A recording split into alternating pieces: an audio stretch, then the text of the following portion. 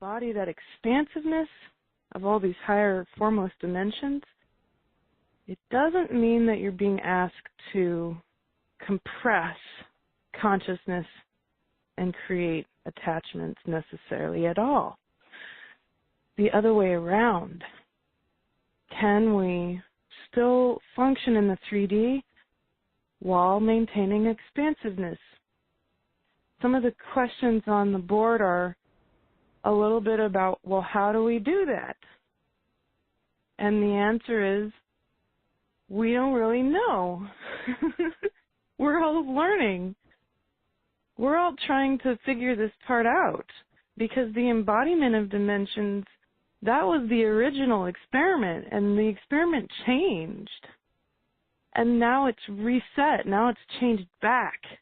So we don't actually have a nice big body of work that will help us embody higher dimensions. We don't have precise, exact, clear steps except from those who currently have been doing it. So the things that they're saying are that the steps that get you there are self-assessment, examining your personal life. How do you continue to have attachments to form? How do you get through any obstacle? First, you stopped resisting it. You don't resist the bad feelings and emotions and programs that show up. You embrace them so you can get to know them, examine them, and move through them. People are even reporting physical things happening to them, right?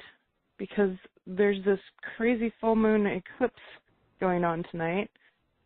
And for those of us who are really sensitive to that kind of thing, they're going to have some physical things happen to them.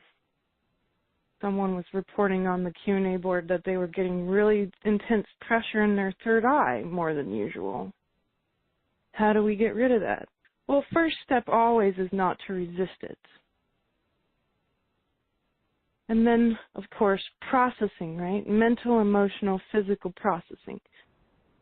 Moving energy out of the way and replacing it with something else.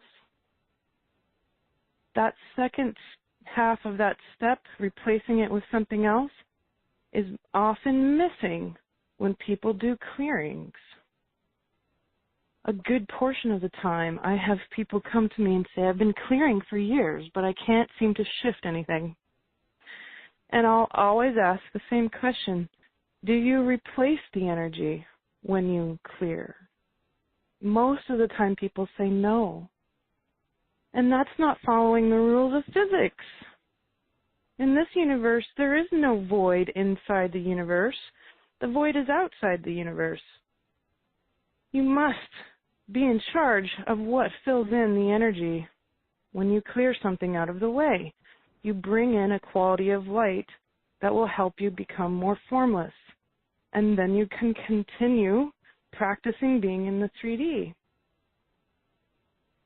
Another way to begin to play with this idea that the steps are going to be similar for all of us, although the experience of formlessness will be different, is to imagine that your body is actually a house or a spaceship of sorts, right? And your eyes are the windows from that spaceship. And certainly your third eye is included in that, right?